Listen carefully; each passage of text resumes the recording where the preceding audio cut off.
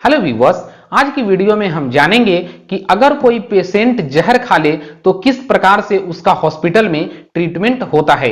हालांकि इस टॉपिक पे हमारे चैनल पे ऑलरेडी एक वीडियो है जिसमें हमने बताया था कि अगर कोई पेशेंट कभी भी जहर खा ले तो सबसे पहले आप घर पे ही किस प्रकार से उसकी फर्स्ट एड कर सकते हैं और कौन कौन सी ऐसी मेडिसिन है जिसको आप घर पे ही ऐसे पेशेंट को दे सकते हैं। तो अगर आपने वो वीडियो अभी तक नहीं देखा है तो उस वीडियो का लिंक आपको ऊपर आई बटन में और नीचे वीडियो के डिस्क्रिप्शन में मैं डाल दे रहा हूं, आप उस वीडियो को भी एक बार जरूर देखें। और उस वीडियो में काफी ज्यादा व्यूअर्स के हमें ये भी कमेंट मिल रहे थे कि सर एक जहर खाए पेशेंट की हॉस्पिटल में किस प्रकार से ट्रीटमेंट होती है, इस बारे में भी हमें बताइए। तो आज की वीडियो में हम इसी टॉपिक पे डिस्कस करने वाले हैं। तो इसके ऊपर डिटेल्स में पूरी इंफॉर्मेशन जानने के लिए आपसे हमारी रिक्वेस्ट है कि आप इस वीडियो को बहुत ही ध्यान से अंत तक जरूर देखें।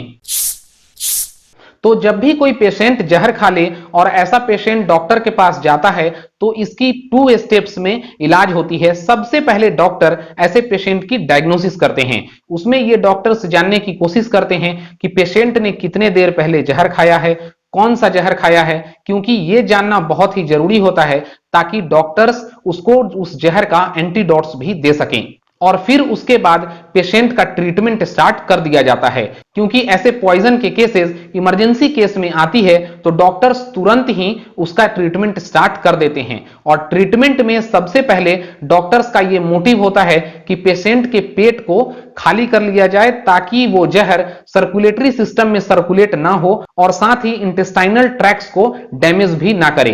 हालांकि इसके लिए बहुत ही जरूरी होता है कि एक पॉइजन के केसेस वाले पेशेंट को 1 घंटे के अंदर ही ट्रीटमेंट स्टार्ट हो जाए, क्योंकि उसके बाद कई बार ये जहर सर्कुलेटरी सिस्टम में सर्कुलेट कर जाती है और उसके बाद ये काफी क्रिटिकल केस हो जाती है। हालांकि अगर ये जहर सर्कुलेटरी सिस्टम में सर्कुलेट हो जाती है उसके बाद भी कौन सा ट्रीटमेंट होता है, इस बारे में भी मैं इस वीडियो में आपको जरूर बताऊंगा। लेकिन उससे पहले हम ये जानते हैं कि किस प्रकार से इनिशियल स्टेज में डॉक्टर्स हॉस्पिटल में पेशेंट का ट्रीटमेंट स्टार्ट करते हैं। तो ऐसे केस में सबसे पहले डॉक्टर्स पेशेंट की पेट को खाली कराते हैं और इसके लिए पेशेंट के पेट को वॉश किया जाता है। मेडिकल टर्म में इस प्रोसेस को गैस्ट्रिक लेवेज बोलते हैं।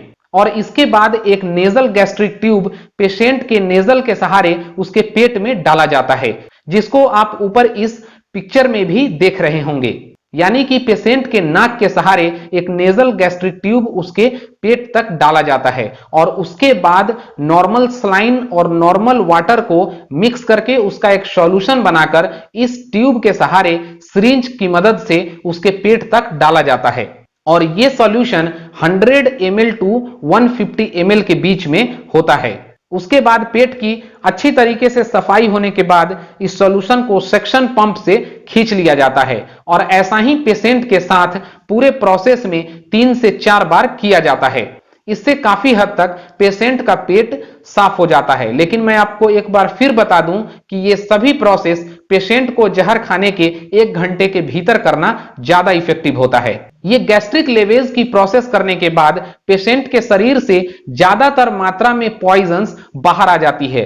लेकिन अगर उसके बाद भी पेशेंट के पेट में पॉइजन होती है तो उसके बाद पेशेंट के पेट में इसी ट्यूब के सहारे चारकोल को अच्छी तरीके से पीसकर पाउडर फॉर्म बना लिया जाता है और उसके बाद सिरिंज और इस ट्यूब की मदद से पेशेंट के पेट में डाला जाता है। क्योंकि चारकोल के बारे में यह माना जाता है कि चारकोल किसी भी चीज को एब्जॉर्ब करने, खासकर वो हमारे पेट से जहर को एब्जॉर्ब कर लेती है और उसके बाद फिर वापिस पूरा प्रोसेस होने के बाद इस चारकोल पाउडर को उसी सक्शन पंप से इसको बाहर कर लिया जाता है। ये पूरा प्रोसेस करने के बाद काफी हद तक पेशेंट खतरे से बाहर आ जाता है और ये पूरा प्रोसेस करने के बाद वापिस से पेशेंट का डायग्नोसिस होता है। उस वक्त तक ये पता हो जाता है कि पेशेंट ने कौन सा जहर लिया था, तो इस आधार पे पेशेंट को एंटीडोट्स भी लगाए जाते हैं। उसके बाद पेशेंट की ABC, ECG, heart rate, pulse rate, शरीर में शुगर का लेवल, पेशेंट का कॉन्शसनेस, इस सभी चीजों को चेक किया जाता है। इसके बाद पेशेंट का ब्लड प्रेशर और ब्लड टेस्ट भी किया जाता है, जिसमें स्पेसिफिक ड्रग लेवल भी चेक होती है, जिससे ये प्रॉपर पता चल सके कि सर्कुलेटरी सिस्टम में किसी भी प्रकार से जहर सर्कुलेट तो नहीं किया है। और अगर पेशेंट ओवरऑल कंडीशन में सही होता है तो उसके एबीसी को स्टेबलाइज किया जाता है, जहां पे A means airway, B means breathing और सी फॉर सर्कुलेशन होता है। लेकिन अगर ये मान लीजिए कि पेशेंट के सर्कुलेटरी सिस्टम में भी जहर सर्कुलेट कर गया हो, तो ऐसे कंडीशन में भी आज के मॉडर्न मेडिकल तकनीक में कई सारी ऐसी प्रोसेस है जिससे उनके शरीर से जहर को आउट किया जाता है, और उनमें से एक बहुत ही इफेक्टिव तकनीक है, उसको बोलते हैं होमोडायलिसिस। हालांकि ये होमोडायलिसिस किसी भी नॉर्मल हॉस्पिटल में नहीं किया जा सकता है। इसमें पेशेंट के ब्लड को प्यूरिफाई किया जाता है, जिससे कि उनके शरीर से सर्कुलेटरी सिस्टम में जो पॉइजन सर्कुलेट हो गई होती है उसको बाहर किया जाता है। ये एक बहुत ही वास्ट प्रोसेस है, लेकिन मैं बस आपको शॉर्ट में बता दूं कि ऐसे कंडीशन में भी होमोडायलिसिस बहुत ही इफेक्टिव और कारगर तकनीक होती है।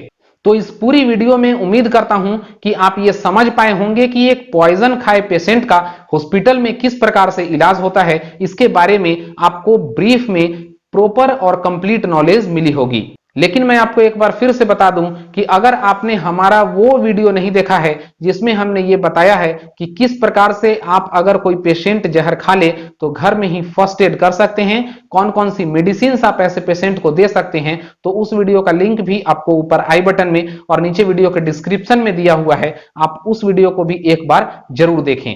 और अगर आज की हमारी ये वीडियो आपको अच्छी लगी है तो इस वीडियो को लाइक करें, ज्यादा से ज्यादा लोगों तक शेयर करें, ताकि इस बारे में ज्यादा से ज्यादा लोगों को जानकारी हो सके। और अगर अभी तक आपने हमारा चैनल सब्सक्राइब नहीं किया है तो अभी इस वीडियो के नीचे सब्सक्राइब बटन को क्लिक करें और बेल के निशान पर भी जरूर प्रेस कर लें, ताकि इसी प्रकार से ज्ञानवर्धक और हेल्थ से रिलेटेड मेरा आने वाला हर वीडियो आपको मिल सके।